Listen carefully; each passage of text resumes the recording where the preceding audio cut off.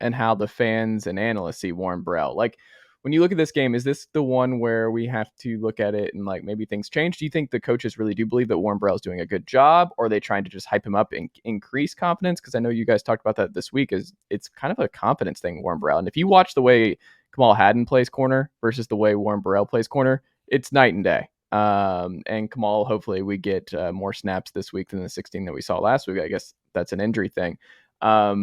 Are you a believer in Warren Burrell going into this year? And are you this week, excuse me? And are you a believer that the coaching staff really does see something and thinks he's fine? I think the staff does believe in him. I mean, listen, you got a lot of money on the line, right? I mean, you're paid to win football games. You're not paid to play seniors. Okay, you're not getting paid to play somebody who's got the most experience. You're paid to play your most talented guys. So we're living. I mean, if they're playing a guy and there's more talented guys sitting on the sidelines who are capable of playing, then you got a whole different topic and a whole different issue there. So I do think they believe in Warren Burrell.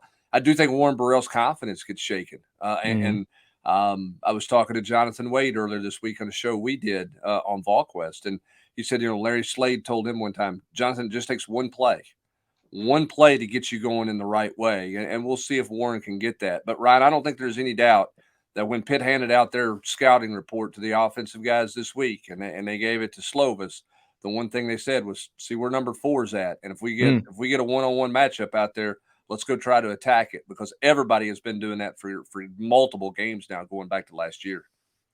Yeah, I think it also just goes to what else does Tennessee have there? I think he's certainly their best option. He's not perfect. I mean, I'm a big Christian Charles fan, but I think his debut was underwhelming at times, and some of the things he did, and as great as Hadden played, I mean, those are your three guys. I mean, I'm not sure even if D. Williams was healthy, he would necessarily be in that group, but he's not, and he's the fourth guy. So that's the three guys you got to roll with. Christian Charles is playing his first college games at corner. It's a new experience for him. Really, he got a little bit of playing time early in the year last year. I think he got to start maybe in that Missouri game before getting injured, but it's a new situation for him too. And when you have three guys and one of them is in a new spot and hasn't been great in his debut, I don't know that there really is a better option than number 4 opposite of Hadden.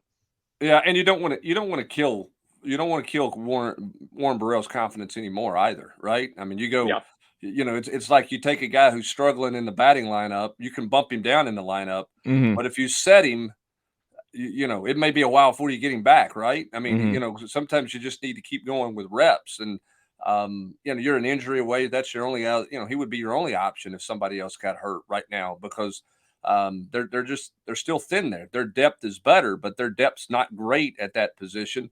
And they were limited last week. I mean, they did not have many options out there. So I think you got to be real careful too about just absolutely killing a kid's confidence, whose confidence may already be shaken by just tossing him aside the way a lot of fans want him to be tossed aside. Now, I'm for playing Hadden more than 16 snaps. I can rotate him either side, right? I mean, play a 3-man rotation there. I'm totally good with that. If he's healthy enough to go, but I don't think you mothball one of those guys, but because you just don't have enough depth otherwise. Do we see Juwan Mitchell this weekend? I don't think so, Ryan. You may have a different opinion, but if I were a betting man, I'm not losing my money on that one. So I would be surprised if he's available this weekend. I'm happy to see Juwan Mitchell on the field before I'm confident Juwan Mitchell's going to be on the field.